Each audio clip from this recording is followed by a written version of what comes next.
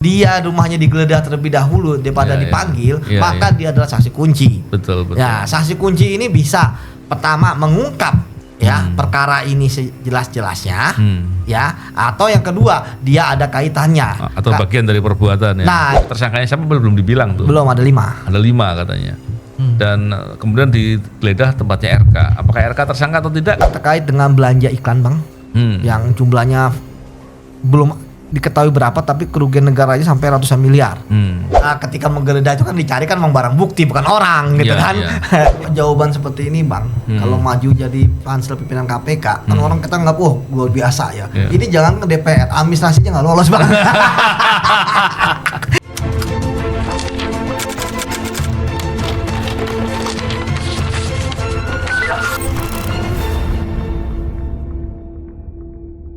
Bismillahirrahmanirrahim. Assalamualaikum warahmatullahi wabarakatuh.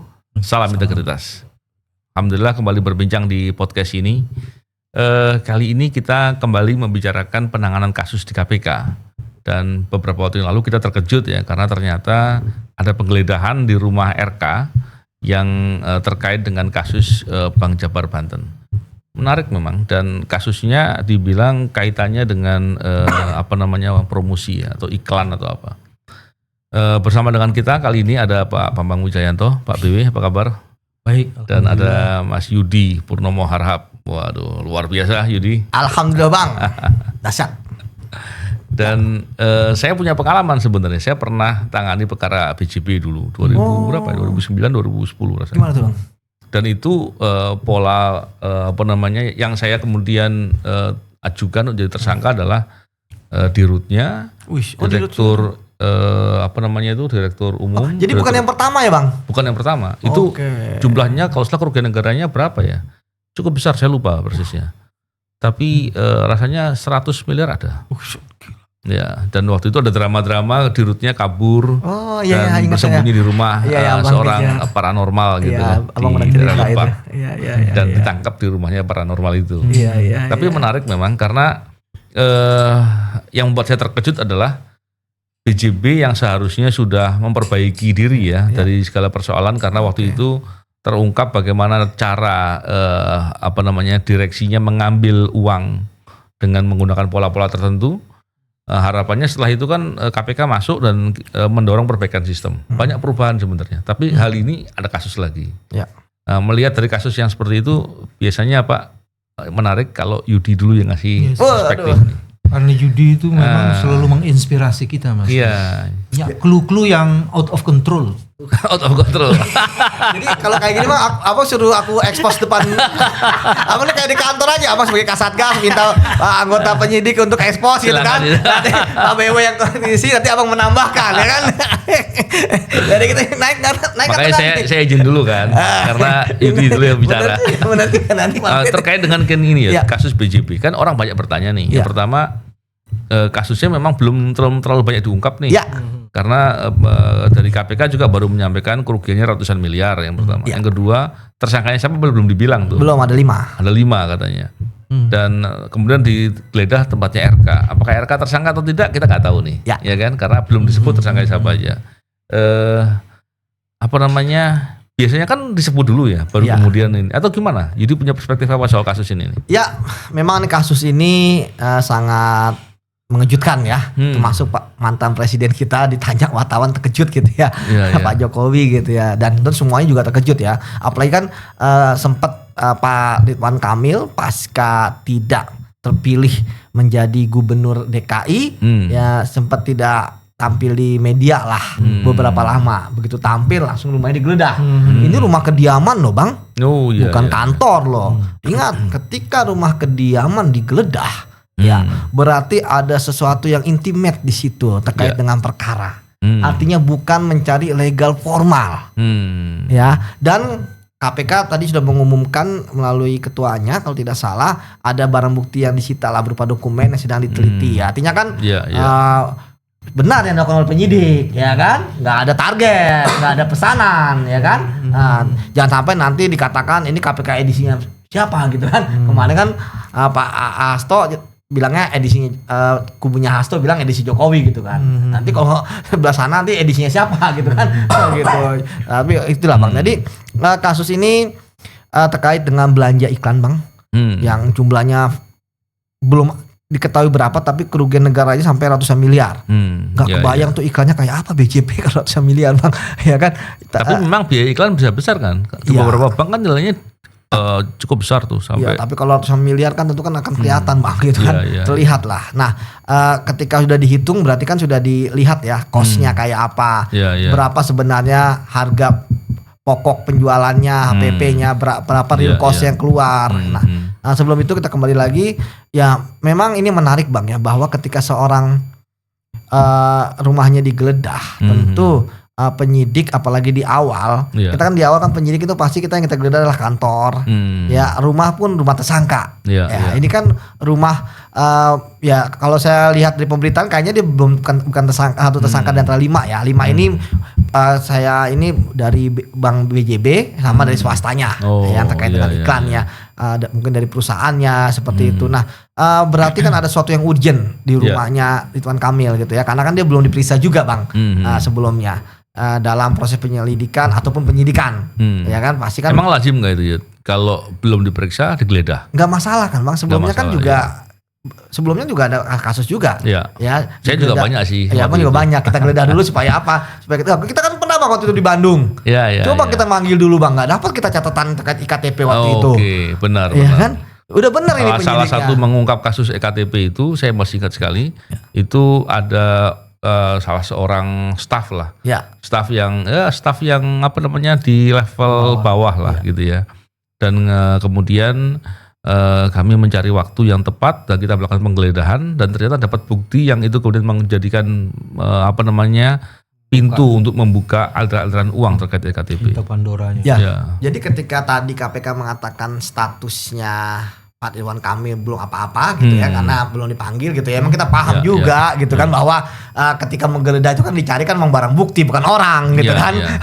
Bisa mencari orang bisa menggeledah. Bukan saya di saat ini kan ditanya tentang status Bang. Ya kan status bahkan saat itu kan memang mencari benda barang bukti Bang ya karena penggeledahan adalah kegiatan penyidik ya sesuai dengan kewenangannya untuk mencari keberadaan karena diduga tempat tersebut ada atau disembunyikan barang bukti.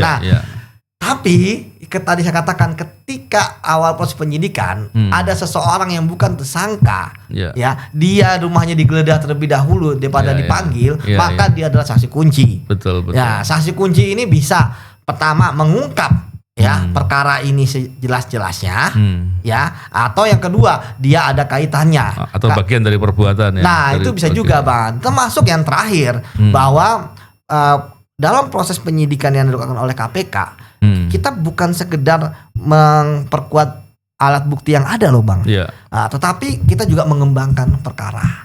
Nah jadi seperti apa ya kasus ini ya saya pikir KPK harus tegas ya bahkan kalian mengatakan ya segera saja umumkan keburu rame kan pada menjawab satu-satu pertanyaan wartawan melalui WhatsApp pimpinan jubir kepada wartawan umumkan aja bahwa 5 orang ini ya kan kalau satu-satu gini kan kita nggak dapat pemahaman yang komprehensif masyarakat nanti takutnya bahwa tadi kita kan menjaga KPK supaya nggak diserang ternyata belum saya sih paham bahwa ini pasti belum tersangka karena dia belum pernah diperiksa ya dan KPK pasti akan riskan untuk menetapkan tersangka orang yang belum pernah diperiksa karena ada putusan MK seperti itu. Jadi nah nanti saya takutnya Bang ini akan jadi bumerang kepada KPK kalau misalnya statusnya tidak jelas ya tapi maksud saya status yang tidak jelas ini namun kok tindakan-tindakan KPK mengarah-arah ya kan ke status yang lebih tinggi dari saksi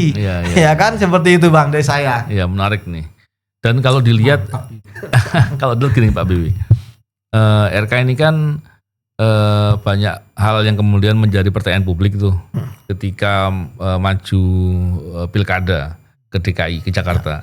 Kemudian orang memperkirakan dia akan kuat sekali di Jawa Barat, tapi kemudian ke Jakarta. Banyak orang memperkirakan ini sebetulnya bukan maunya dia lah ini, gitu. Dan kemudian dia akhirnya ngikut ke situ. Dan ada beberapa hal yang lain. Dan banyak cerita yang menggambarkan soal penyelidikan kasus ini sebetulnya sudah cukup lama nih. Biasanya kalau penyelidikan ini informasi bahwa ini perkara sedang diperiksa itu udah bocor duluan. Cuman kan nggak terpublikasi. Tapi di orang-orang yang punya intensi, punya kepentingan pasti tahu itu ada proses sedang dilakukan penyelidikan. Dari beberapa hal itu Pak BW bisa membaca apa nih Pak BW? Pertama, sosok RK. RK ini cerdas.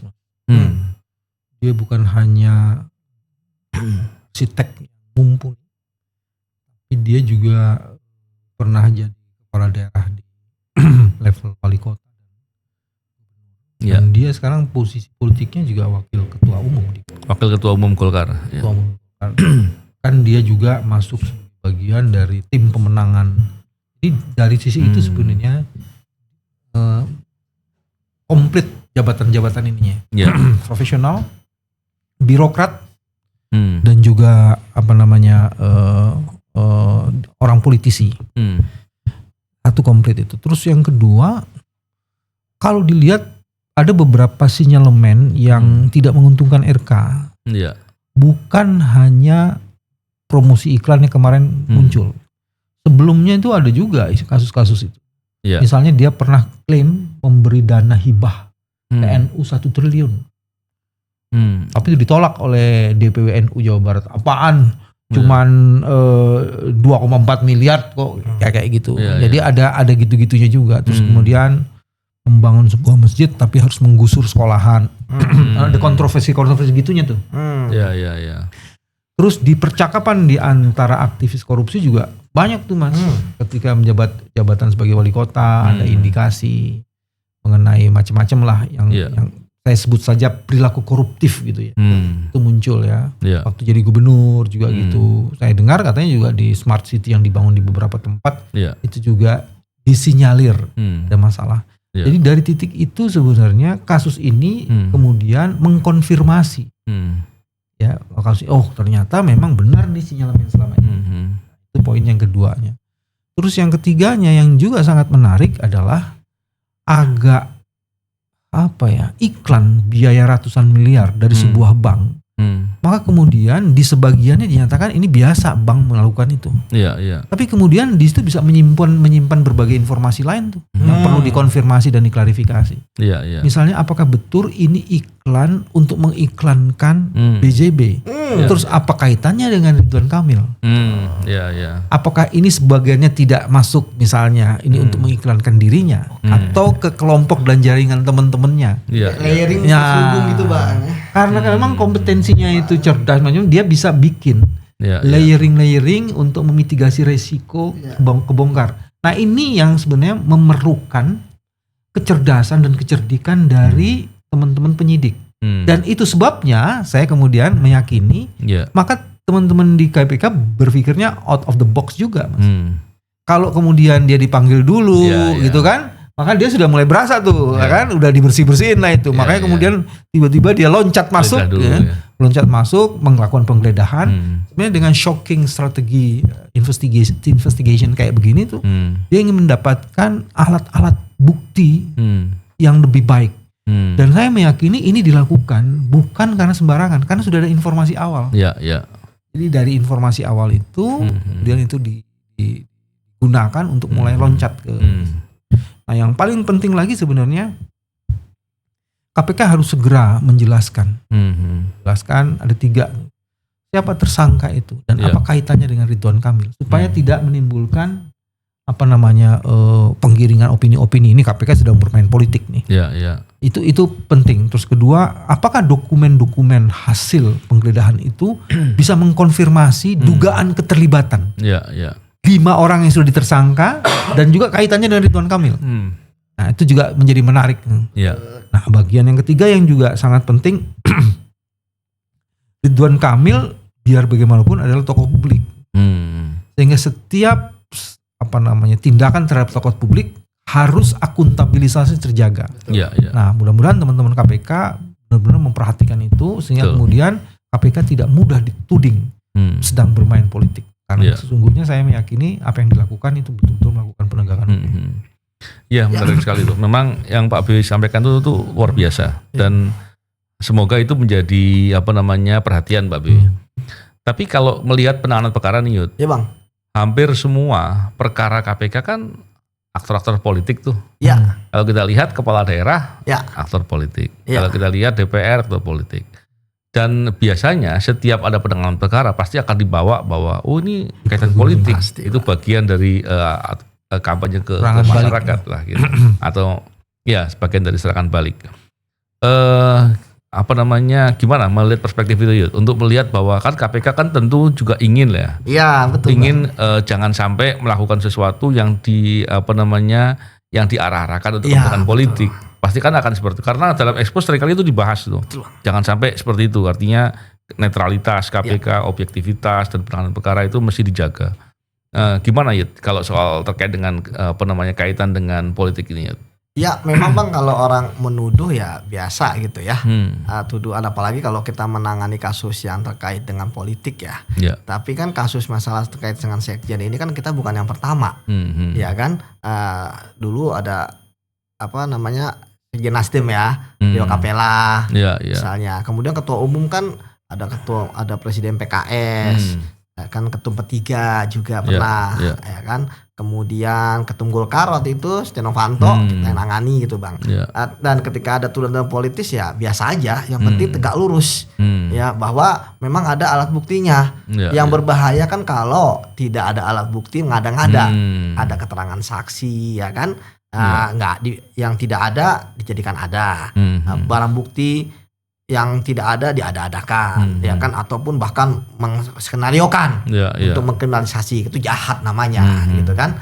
Tapi ketika di luar kan gini Bang, dia aja bisa membela secara hukum, apalagi media kan. Ya, itu sebabnya ketika kemarin kasus Hasto ini kan saya mengapresiasi karena mereka walaupun dituduh macam-macam, digugat sana, dilaporkan sana, ya tetap tegak lurus dan akhirnya berkas selesai. Berkas selesai kan bukan karena terburu-buru, berkas selesai kan karena memang kasusnya selesai gitu ya. Nah kembali lagi, dan kasusnya simpel kan, suap. Jadi kembali kemari bahwa mau oposisi mau koalisi, ya KPK harus tetap berpegangan teguh kepada alat bukti. Dan memang ketika dikatakan tebang pilih hal biasa, dari KPK berdiri juga udah tebang pilih kok. Kita yang disikat sana enggak, gitu kan? Sana enggak. Ya pasti ada, selalu ada Bang. Namanya juga tuduhan Bang. Ya kan setiap orang ingin bebas dikatakan. Orang tuh tidak ingin mempertanggungjawabkan perbuatannya. Ya kan, apalagi kejahatan. Ya, jadi saya mengatakan ya his name is trying gitu. Namanya juga usaha. Apa tadi tuh? His name is trying. Namanya juga usaha. Ya kan, nah gitu Bang. Namanya juga usaha kan bebas aja. Mau dikatakan begini-begini, ya kan, mau dilaporkan ke sana kemari kan. Emang jadi luar biasa. Gitu. Kadang-kadang kita tidak mengerti keluar biasaannya itu. Sebenarnya dia luar biasa gitu. Itulah.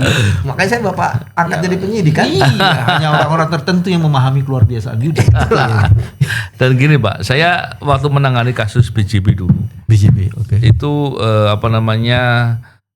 saya masih ingat bahwa aliran dana itu banyak kemana-mana itu. Nah, ini yang menarik terkait dengan kasus BJB ini. Nah, ini saya belum ada gambaran.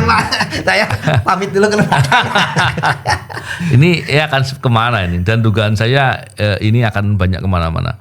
Kenapa? Karena memang rentan waktunya dugaannya kaitan dengan dekat-dekat waktu pemilu gitu kan. Apalagi ada waktu pilkada juga waktu yang bersamaan. Dan biasanya ketika kasus yang terkait dengan banyak tokoh ya atau melibatkan banyak orang yang cukup besar, itu intervensinya juga nggak kalah besar itu Pak. Dan pimpinan KPK waktu masa di mana Pak BW lah gitu, itu kan kita yakin betul independensinya yang luar biasa. Tekanannya pasti akan berbeda dengan kondisi yang sekarang nih Mbak BW. Yang sekarang kan KPK sebagai eksekutif.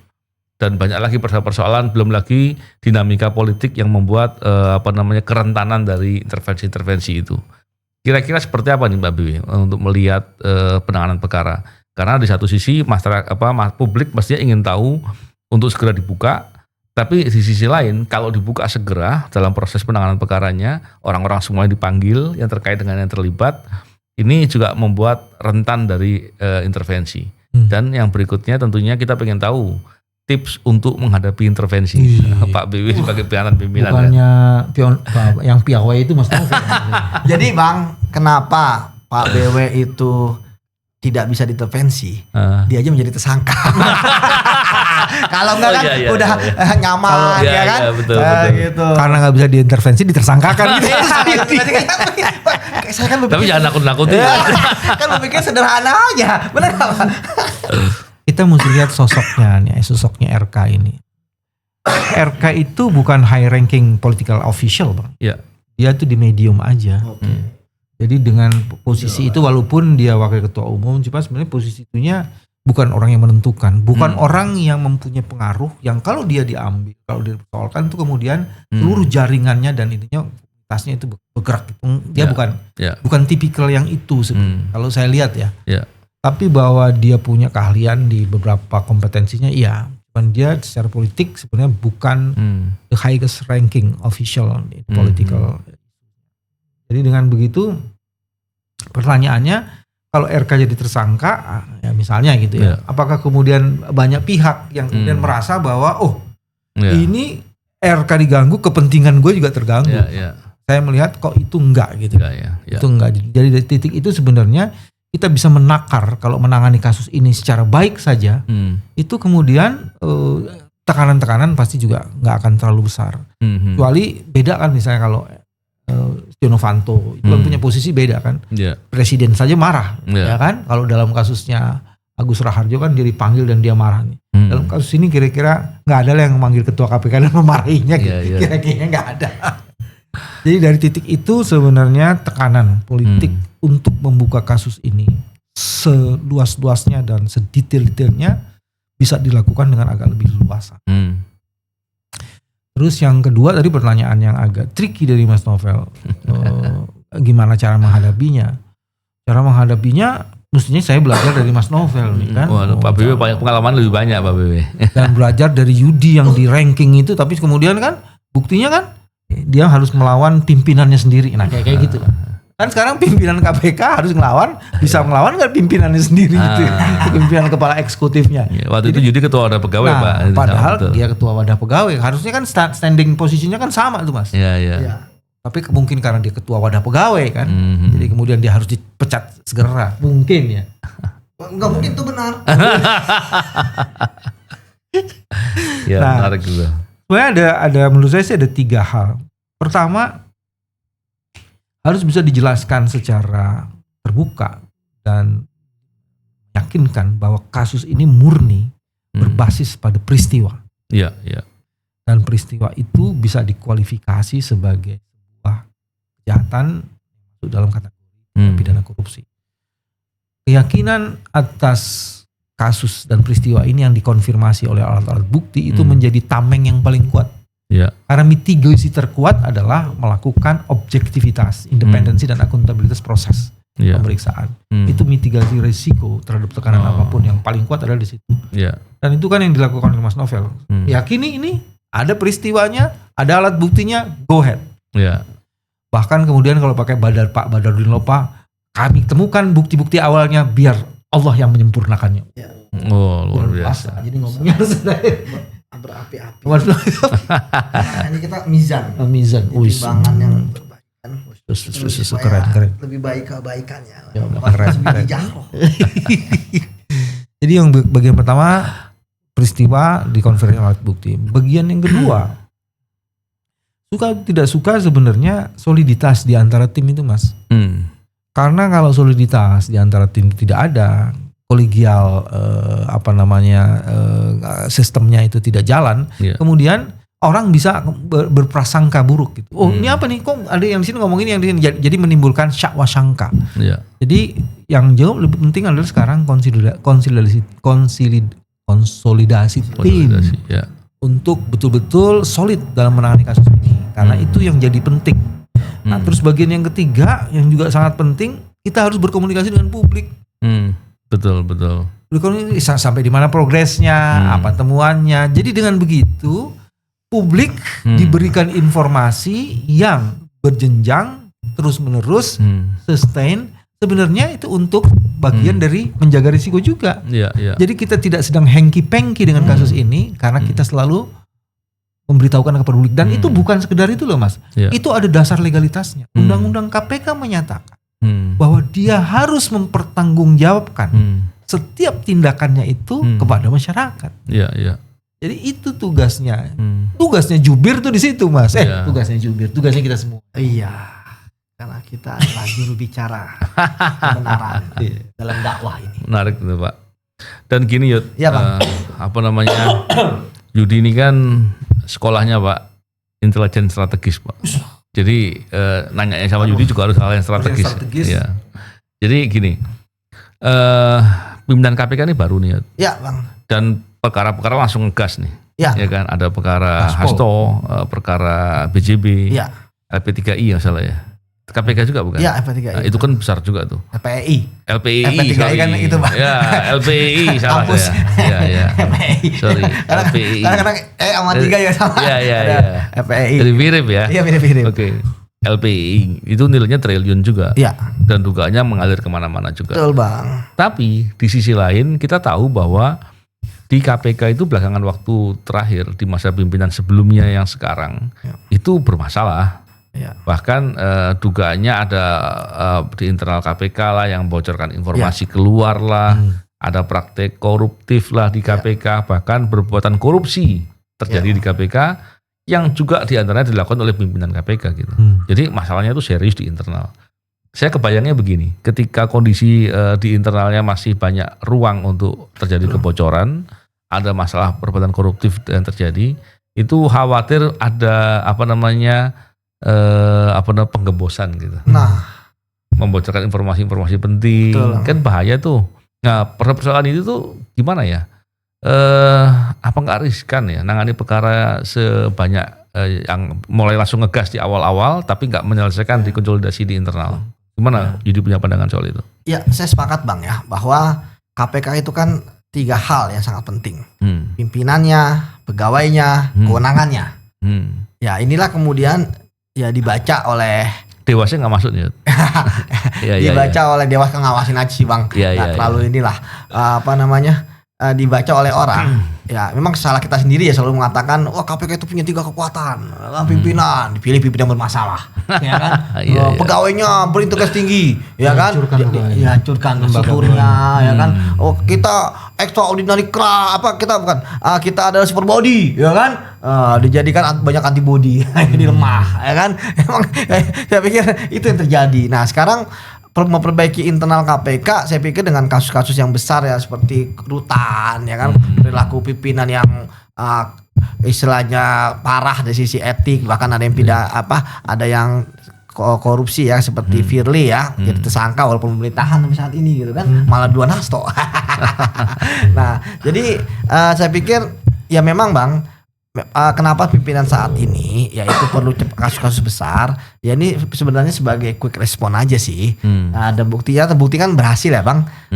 Ketika kasus Hasto dinaikkan ya, walaupun ada serangan bang-bung politis dan KPK edisi Jokowi misalnya, tapi naik drastis dari 60 ke 70. Yang dulu 60 di bawah polisi dan jaksa, kembali lagi di atas walaupun baru 70 ya. Belum ke peak performance ya di sekitar 80-an. Tapi setidaknya udah mulai pulih nih, dan pulihnya KPK apa? Karena kinerja Bang.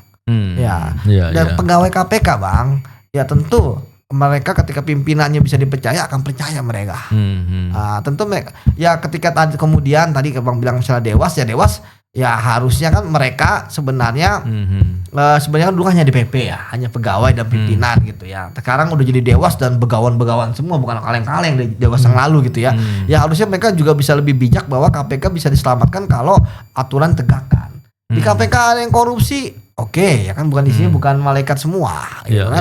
Di KPK yang ada tindak ya. Iya, tapi tindak, ya kan, nih contohnya, jangan malu, ya kan, banyak ya sekarang kasus-kasus misalnya di tempat lain karena malu nggak diselesaikan diam-diam, ya karena damai itu indah katanya, gitu kan Bang. Nah kembali lagi ya bahwa memang mau nggak mau pasti akan menanggung beban dari pimpinan yang lama.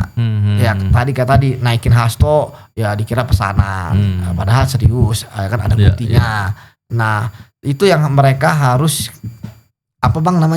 harus membuktikan gitu kan. Apalagi kan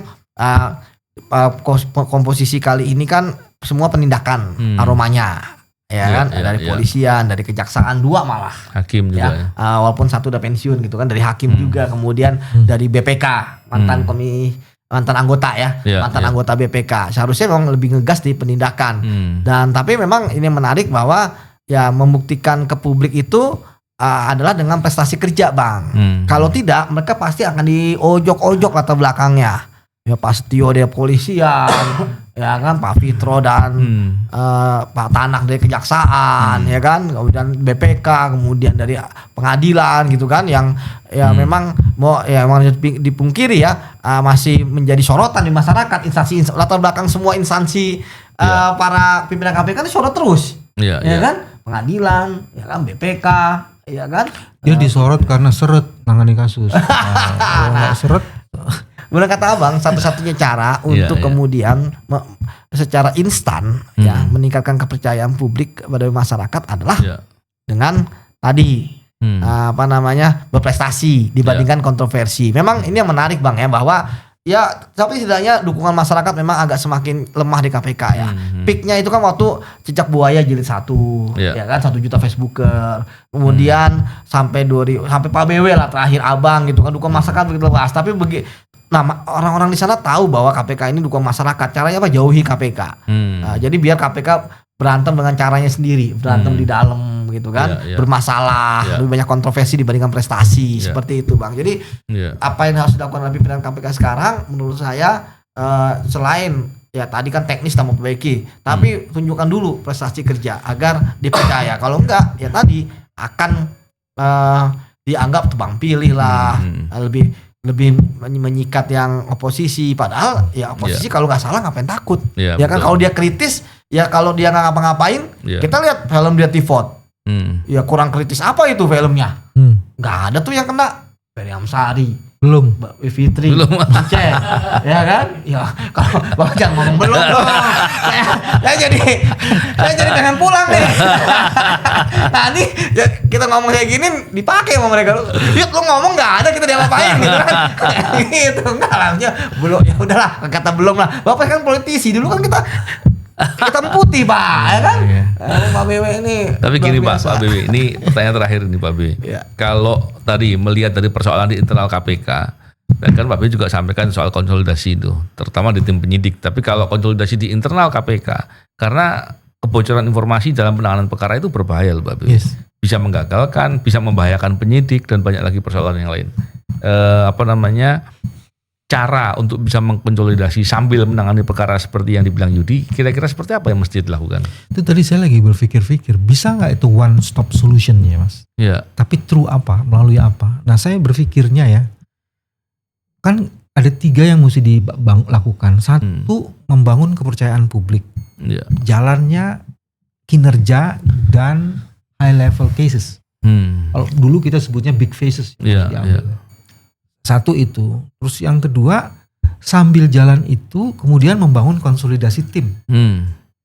Jadi konsolidasi tim itu bukan tidak jadi program yang lain, tapi melalui penanganan kasus konsolidasi tim dilakukan. Oke, ya. Itu untuk apa? Sekaligus merebut kepercayaan publik, tapi terus meningkatkan konsolidasi internal. Ya. Nah, itu yang mesti dilakukan. Terus yang ketiga yang juga penting, sekarang ini kompetitornya cukup banyak KPK. Ada teman kepolisian, kinerjanya juga sedang dibangun.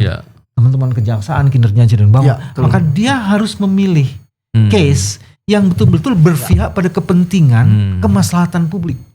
Yang berdampak langsung terus berasa gitu loh. Nah, misalnya main di 9 bahan pokok. Ya misalnya kayak gitu. Jadi berasa itu. Atau impor nih, Pak B. Ya, misalnya importasi.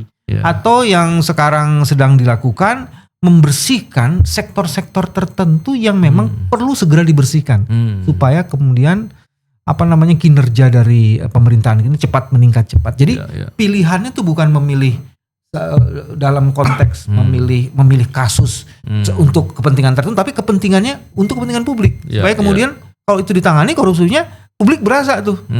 Kalau menangani sektor haji misalnya, Mas, maka kemudian biaya hajinya menjadi murah, kualitasnya menjadi meningkat. Jadi selalu saja ada dampak langsung, bukan sekedar ratusan triliun kembali ke negara atau klaim ratusan triliun, tapi itu bermanfaat bagi performance lembaga dan sistem yang akan sedang ditangani itu. Jadi 3-in-1 solutions itu harus ditegakkan. Penanganan kasusnya dilakukan, kepercayaan publik meningkat, konsolidasi dilakukan, supaya kemudian soliditas terbangun, tapi kemudian rakyat melihat, oh iya memang ini bermanfaat nih. Nah, yang kita lupa pada kebermanfaatan. Luar biasa. Kalau jawaban seperti ini Bang, kalau maju jadi Pansel pimpinan KPK, kan orang kita nggak, luar biasa ya. Ini jangan ke DPR, administrasinya nggak lolos Bang. itu karena ngeri sekali ya. Wah, kesini kesana itu mafia banyak itu di situ. Aduh, gawat sekali. Kalau tak bahaya tak kan? Tak bahaya tak. Ya, menarik sekali ini bincang-bincang ini. Terima kasih Pak B dan Yudi. Semoga bincang-bincang kita bermanfaat dan bisa memberikan masukan KPK ya. Dan semoga KPK terus semangat untuk bisa memberantas korupsi dengan semaksimal mungkin. Dan kasus Ridwan Kamil bisa kebongkar secara ya, dan kasus-kasus lainnya bisa dibongkar secara optimal. Terima kasih. Salam integritas. Assalamualaikum warahmatullahi wabarakatuh. Waalaikumsalam warahmatullahi wabarakatuh.